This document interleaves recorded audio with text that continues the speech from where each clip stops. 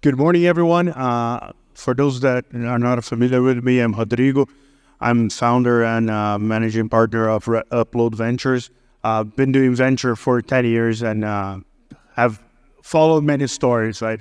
I've been privileged to follow 7 of my companies that went on to become unicorns.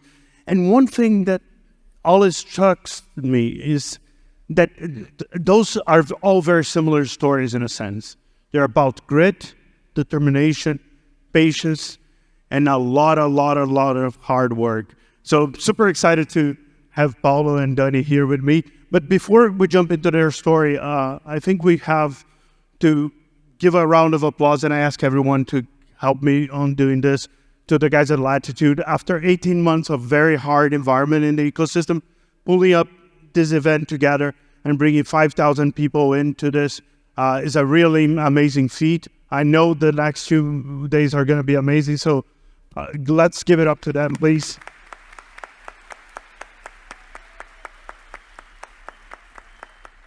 And most interesting part here, I want them to introduce themselves and not focus so much on the companies, because we're going to get to the companies and the journey, but what happens before? What brings you here? So, Paulo. Hello, good morning. It's a pleasure to be here with you and see this room so full. I've been working with entrepreneurship for 30 years now, and I spent 4 years at Endeavor from 04 to 08, and it's amazing to see the ecosystem flourish as it did, and to see something that we worked so hard to build actually work out in the end. And even though Gina gave sort of a gloom speech about the environment and how things are bad at the moment, they're always bad in Latin America, let's face it. And I think the solution is actually in this room.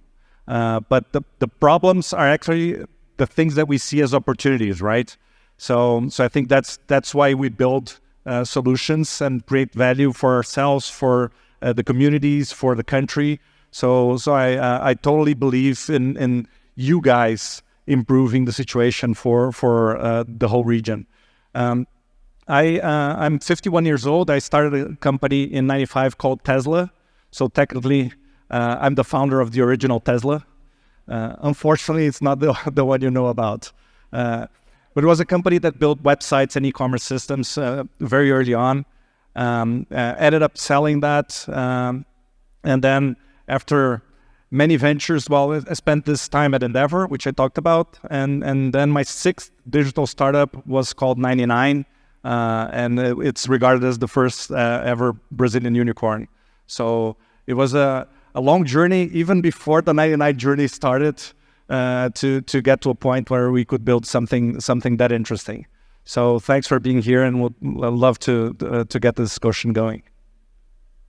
Hi, good morning, everyone. It's great to be here, especially with this guy who's so special for me. I'll tell you a little bit more during our conversation. My story is a little bit different. I was never educated to launch a company. I was educated to pursue a career, especially in a bank. Started in 97 as a software engineer, still programming in Clipper. I'm 46 years old now. And then I spent 16 years in a company building a payments processing platform back in 1999, where I met my co-founders.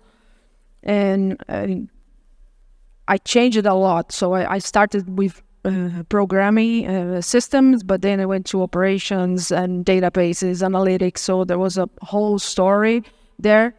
And I didn't leave the company to build Pismo, which was my company. We started operating in late 16. But as I was studying, I saw that there was an opportunity to do something different from what I was doing before. And I used to say that me and my co-founders we are a very privileged group, because we had the opportunity to build something from scratch twice. And this time was not actually from scratch, was from experience. So we decided to build something different. So we launched Pismo in late 16 to provide payments and banking infrastructure for incumbents and fintechs. Yeah, and I think you've both touched on this, right? Previous experience when you went into launching whatever you're doing, And we see a lot of people that, I'm fresh out of college or fresh out of high school sometimes, want to build it. And yeah, of course you can do it, but having the experience and knowing where rubber meets the road really helps, right? You guys redesigned something very something to cater to the same ecosystem, but in a very different way. How does your previous experience actually play into what you built? Well, in my case, I think it was critical. I think the time at Endeavor also helped a lot. But the company that I started prior to 99, and I have to remind you that I'm not at 99 anymore, so we sold the company almost 6 years ago. But the company before that one was a daily deals website like Groupon. I saw Julio Vasconcelos here today, who started Peixe Urbano. And in that industry, everybody failed because the business model proved unsuccessful.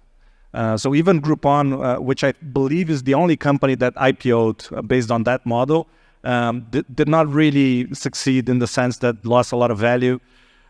So the learning from the failures, I think, is really, really important. I had never heard of cohort analysis before starting the Daily Deals website, which was called Imperdível. Unfortunately, it didn't live up to its name.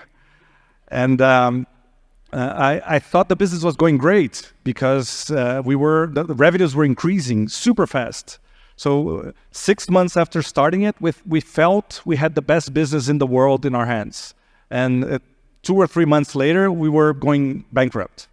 So I think the lessons learned prior really prepared us way better to be able to build a better company. And also, I think managing people is probably the most important thing you can do as a scale-up. Even though I think I always tried to do the best things, I realized how bad I was in the first few iterations. So I think having that chance to develop, learn from others, makes you a much better leader. And I think that was critical for 99's success. Yeah, definitely there are lots of challenges. And I used to say, like, the fact that we started Pismo in our 40s definitely was a strength in our case because, again, although I was not part of the previous company, I was not a partner, we stayed there since it was only 4 people building a system. So we had to learn how to hire, how to pitch, how to sell, and those are the things that are extremely important when you are doing something that already exists, which was our case. We were trying to do something different from what the market was offering. And we spent 1 year, the 4 of us, in a dining room, just mapping out what were the problems with the previous company that we couldn't solve and how we would do different this time. And there were conversations around technology, but also around business model, around the relationship with clients, around investors, around how we would manage the team. So that year was a very important part on like what Pismo became later. And you didn't touch on competition, right? And you two came from very different stories of competition. On Imperdível, you probably had 100. I think I looked at 100 companies in that space at that time. At 99, there were 40 because I counted them, right? I actually mapped many of them. And you didn't have competition for the value prop that Pismo became, right? Which is very different. How does competition actually affect or doesn't affect the way you build a company? I think it affects a lot. We I think we're unfortunate in the last iterations to pick like the fiercest competition that was possible. I think even in Daily Deals, when I started, Groupon was known as the fastest growing company in the world, the company that had raised more money in the shortest amount of time. And then when we started 99, we had a competitor locally called Easy Taxi, which had a lot more funding, like 100 times more funding than we did. So we're clearly the underdog. After we managed to beat Easy Taxi in Brazil, Uber came. And it was really, really hard. So I saw all that movie again from like a super competitor, the biggest guy in the world with all the funding. And we still managed to do it. So I think you have to look at competition in a way that you learn a lot, and you have to be humble enough to understand that sometimes the competitors do many things better than you do. So find room for improvement. But I think in my mind, the real trick is not to lose focus of your customer. I see a lot of companies, and we ended up selling our company to a Chinese company called Didi. I think in China, they have a very tough competitive environment, and they tend to focus a lot on beating the opponent. And I think that's a bad game to play. I think a much better is how to really make your customer want to do business with you. So I think if you focus too much on the competition and how you can beat them, you end up losing focus on what's really more important, which is building a long-term relationship with your customer. So keeping that track, I think, is critical. And what about you? Because there wasn't competition, right? There was nobody doing the same thing. Yeah. I totally agree with Paulo that you have to make the clients work with you. But in our case, we were offering a model that didn't exist, especially here in Brazil at that time. Just giving one step back, usually third-party processors, they look much more like BPO companies because they have, like our previous experience, we had customer service, we had like all the stuff around the platform. But Pismo is a technology company. And we were inspired by other companies like Salesforce, even AWS and other infrastructure companies. And we were offering something that didn't exist at the market. And it was very hard because even the pricing model couldn't fit. And as you provide services to banks, usually they look at the market and they're comparing prices. So we had to adapt the technology we had, which would be charged most naturally by API calls. We had to kind of change to a more known ways of the market. And it took a while, probably more than 2 years, for them to understand actually what we were offering. And so did investors, right? It was very hard to raise for a very long time because nobody had a peer that they could look up to and say, oh, this is whatever.com for Brazil. Yes.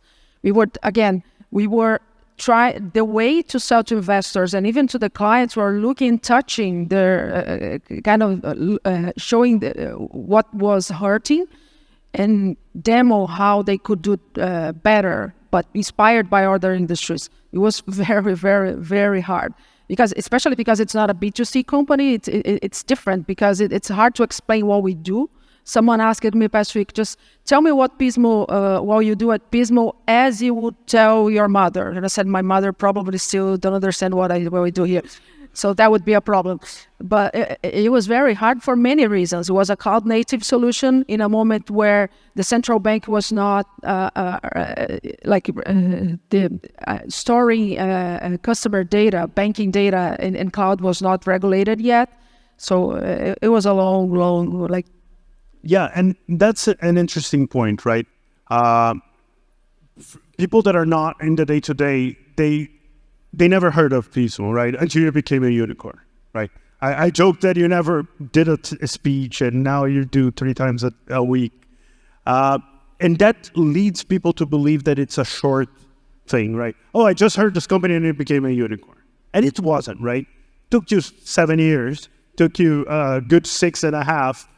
And that journey is not simple, right?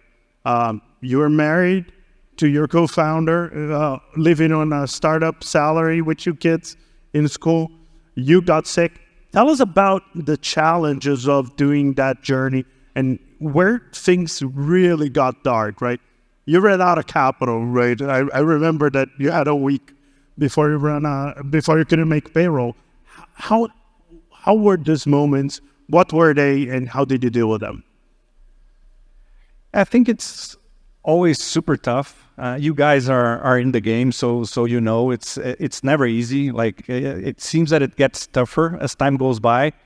And I used to tell founders that if things don't work out, it's going to get tougher. If they do work out, it's going to get even tougher. It's never going to get simpler because then the business gets more complex, a lot more people depend on you, so the weight on the founder's shoulders just increases as time goes by. And I think for us, it's I laugh at people when they ask, how do you like separate your personal life from your professional life? I ask people, like, I don't understand the question. Like, for founders have, like, it's the same.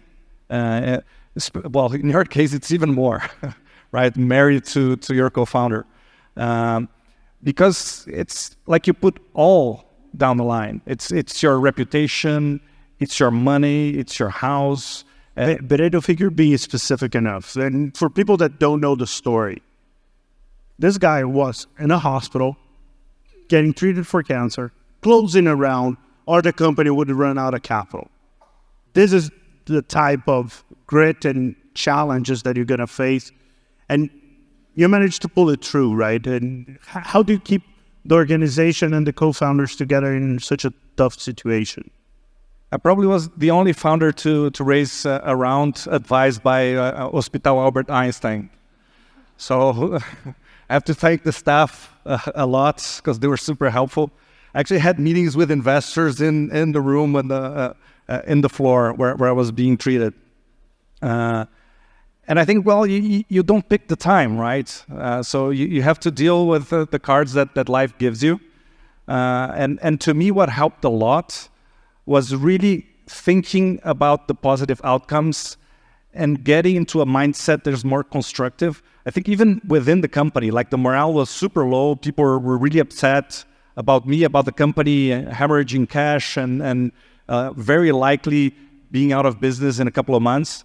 And I think that the way I like to deal with these things is to really try to think about it rationally and think what you can do about it, right? A lot of people complain about life, about the bad luck, about the competition, about everything. But I think, to me, what gives me comfort is what I can do about it. So I think having a little bit of time for grievance, especially like when we're running out of cash, had to lay off people, there is a grieving process, right? But it has to be quick. It has to be like 1-2 days. Okay, we're done. Now let's move on. How do we move on? Where do we want to go? How do we want to build this? So I think keeping that focus on what has to be built moving forward gives me a lot more peace of mind, even through the hardest times, right? Because if you spend a lot of time thinking about the bad stuff that's happening to you or the company, it's a negative spiral. It only goes bad from there. But if you think about, okay, these bad things happen, but bad things happen to everyone, what can we do from now on? I think you sort of flip a switch, you flip a mental switch that makes you more productive, that brings back that joy of building something, creating solutions, and I think that's amazing. Even through the hardest times, I think when we almost ran out of cash, it was April 2016, and I felt like the team at 99 was like the violinists at the Titanic. I don't know if you saw the movie. Like the boat is sinking and the guys are playing. But everybody knows that the boat is sinking, and yet they keep playing. And at that time, Uber was really trying to poach our leadership, and they were making offers to a lot of people. More than 10 people at least got offered by Uber to earn like 50% more stock options. And the Uber recruiters would say, well, your boat is sinking, we won, so it's a no-brainer, right? Come here, you're going to win, and you're going to make a lot of money. And to me, that was the proudest moment of the whole journey, because nobody went. And I think the level of engagement that we built, like the team really wanted to fight for each other. It was really like war, and we're fighting at the trenches. And there was that feeling, if we're going down, we're going down together. So to me, if I look back at the whole journey, that's by far the moment I'm most proud of. I think it's usually what goes on in the press is all the good stuff and the valuation and the unicorn, and none of that matters. I think what really matters is the people you build that journey with, and going through the hard times is what really solidifies that team. No, perfect. And you talked about being positive. And if there is one thing that Dani is not, is positive. She is the most paranoid person I know. And there were very tough moments, right? How did you manage that, right? When you had to sell the car so you could pay for the kids' schools, how do you manage? It wasn't an easy process, especially for somebody as anxious as you are. I was actually at the worst point, and it was hard because the reason why I was in this with Marcelo was because since the very beginning, we believed 100% in what we were offering, what we were building, but people at that point were not really understanding what we were trying to say, and it took a lot of time. We were running out of money, literally, so we invested until the last penny that everything that we saved during our careers as executives. And yes, I sold my car to keep paying for school. She started coming to the office on a motorcycle, and we were like, fuck, our key man insurance is going to go up. So the girls complaining all the time because we were working 24/7. Like my sister was co-founder, so every lunch on Sundays on my mother's house was like a board meeting. Every time, and they were like, "We just hate this company. We don't please find a job. Don't you think you can anyone can hire you?" My oldest one was saying. So it was really hard, and I've been struggling with anxiety and panic attacks for 10 years, and I think my worst year was 2019. I was almost taking a lot of meds and trying to figure out and thinking, everybody saying, you are crazy. The two of you are responsible. You have 2 kids. You should look for a job, at least one of you. But we were staying there. Thank God now everything is okay. But as Paulo said, success is overrated. Only the good stories and the good parts are on the media. Nobody talks about how hard it is. Yeah, and I think a big component of getting through is going to be your partners, right? Who you partner with, who you co-found the company, and who you bring along for the journey. How did you choose your co-founders? Well, you didn't. You married them. But you actually chose to bring Ricardo, right? And he became the CEO. So how did you choose the co-founders? Why did you choose them? And who else helped in the journey? Well, I had many different ventures, and I'm still good friends with my co-founders, with the ventures that went okay and the ones that didn't. So I think the most fundamental thing is to have a shared set of values, because that's totally non-negotiable. And I see a lot of partnerships break because the values are different. So I don't mean to say that there are people who have right values and people who have wrong values, but they have to match. I think that's something that you cannot negotiate on.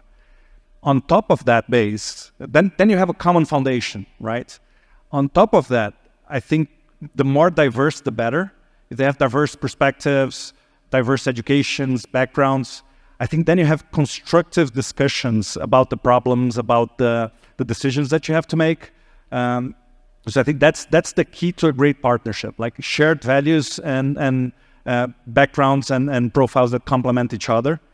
I also think that in '99, we had 3 co-founders, myself, Adiel, and Renato, and they actually, among the 3 of us, I think we had all the core competencies, the core skills that we needed to make this work. And I also, I always tell co-founders to look for that. If you're starting a tech company and you don't have a tech co-founder, I think that's a big issue. It never works that way. 2 business guys outsourcing the development of the core component of the solution they're bringing to the market, right? If it's a company that relies a lot on marketing, you need somebody with marketing background. If it's a finance company, you need somebody with that background. So I think making sure that all the key skills needed to make that company work are there in the founding team. I think that's the key, and the shared values. Yeah, I agree. I think the 4 of us, we were from different areas, but I think that more important than the skills is the background, and everybody will be resilient enough to go through this journey. It's a roller coaster, literally. And I think we made the fact that we've been, Pismo is 7 years old, but we've been the 4 of us. Actually, I met Marcelo working. So we've been working together, the 4 of us, for 25 years. So we know each other, and Ricardo is as paranoid as I am, maybe a little more, which is a problem. But again, along the journey, we were lucky enough to find people like you who not only gave us money, but was much more like a therapist and like a recruiter, an investor, and a sales guy. So yeah, I think choosing the right people, the right investors is also as important as the founding team. We talked about the hard parts. What were the best parts? And you touched on a hard part that became a good one, but what were the 2 or 3 moments that were hyper happy, exhilarating the journey? Because that's why you do it, right? You don't do it to suffer. You do it for those 3 minutes that you're the happiest. Yeah, I'm not sure about that because you're miserable 99% of the time. So if you don't enjoy misery, it's hard to be a founder. But I think you have to celebrate. It's so hard to find the moments for celebration along the journey that you have to make them count, right? So I think usually when you raise a round, it's cause for celebration. But then you go back the other day, so oh man, that's gonna be tough. What do right? I do with this money? Yeah, exactly. Because money doesn't solve everything, right? So usually, like before the round, you're running out of cash. There's tons of stuff to be done. You can't hire people. You can't invest in marketing. You can do so. There's a lot of stuff that needs to be done, and it's being contained. And then all of a sudden, boom, you have cash, and then you have to make all of that stuff that was late, overdue, and make that work. You have to promised, right? Right, and promised, of course. But we did celebrate the rounds. So one day of celebration, then back to work. I think when we achieved the position of leading market share in Brazil was cause for great celebration. Opening new cities was nice. I think those are probably the best ones. But every time we made something work, it was such a relief. Like when we were almost going bankrupt in 2016, we created a plan to monetize 100% of the rides. That was really tough to do because 2/3 of the rides were being paid directly to the driver in cash or debit card. So we didn't monetize those. So we created like a war plan within 6 weeks to be able to put together a platform that would be able to, it seemed impossible.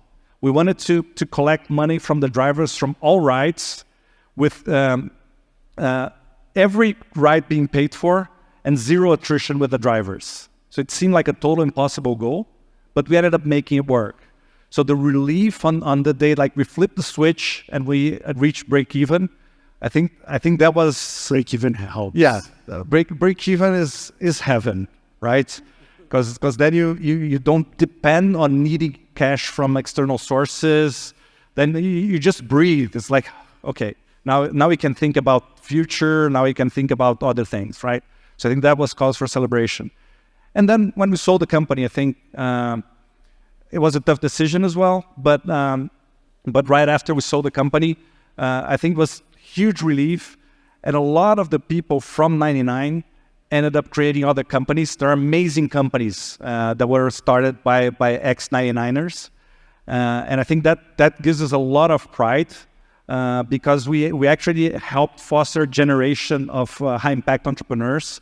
So I think it was a bittersweet moment because unlike Dani, we sort of split up with the people that we were working with, right? So they went their separate ways, and we created such a strong bond. But it was really happy to see everybody really completing a very successful cycle despite all the ups and downs, and then being able to pursue other dreams with much better preparation, tools, experience, and then achieving great stuff in other ventures. So I think that's cause for joy for me as well. I think signing fundraising rounds, as Paulo said, is always a reason for celebrating, especially in our case where the lead times are too long. Sometimes it takes almost 2 years to sign a contract. But I think there were 2 moments where really, I'm really proud, like looking back now. The first one was when I signed with Itaú, right after you introduced us to them, opened the door. So not only they would be one of our first clients, but signing with one of the biggest banks in Latin America was something huge. That contract was painful to get. Yes, this is a part of the hard part. But signing with them and looking like to replace the core platform with dozens of millions of accounts, it was something like that we were not thinking about at that point. And then a couple of years later, I remember when I was in London to looking at the headquarters of Citibank. I thought, Jesus, I never imagined I would be here and those people would be receiving me like, Mom, look where I am. And when we signed with them and announced it, like replacing the core banking for a big bank like Citibank in 78 countries is something that we are really proud of. So those are the good parts. I could stay here for hours, but we have to wrap. Do you want to leave a last message for people that are in the tough times? And we know that they are much more common than the happy times. Yeah, sure. I think, I wrote a book to tell the story of 99, so whoever is interested can look it up later. It's very focused on what you learn from your mistakes, from the tough times, right? I think that's the useful part. And that's why an event like this is so valuable, because learning from your peers, I think it's probably the most valuable way of learning around the journey. If you learn from the mistakes of others, it's way more interesting than losing your company or wasting all the cash you raised the wrong way. So I think the message is, as I said in the beginning, it's really never been easy. And it's not easy anywhere. Like the closing of today is going to be with Ben Horowitz. I think a lot of people read his book, The Hard Things About Hard Things. So sometimes people fantasize that in California, everything is easy because capital is everywhere, talent is everywhere, everybody wants to work for you. It's not like that at all. It's super tough anywhere. So you really have to do this for the journey. I think if you start out trying to build a unicorn, you're going to make a lot of bad decisions along the way. You have to start out trying to make something really work, something meaningful with strong values, and you have to believe in yourself. If you follow that recipe, one day you'll get there. But don't focus too much on the spotlight, on being a unicorn. I think it just leads to bad decision making. I think if you make every decision as if you're sticking to that company for the rest of your life, you're going to make better decisions. And even if you ended up selling it, it's fine. But you're going to sell it better. And if you probably won't need to sell it if you built it to last, right? So that's my advice. Thank you. Yeah, it's a roller coaster. Like it's gonna be tough. You go from hell to heaven every day. You have to be humble enough to listen to others, find the right partners, the right investors, look at the market, but also trust your gut. Sometimes this is I think the most important advice. Thank you, guys. Thank you, everyone.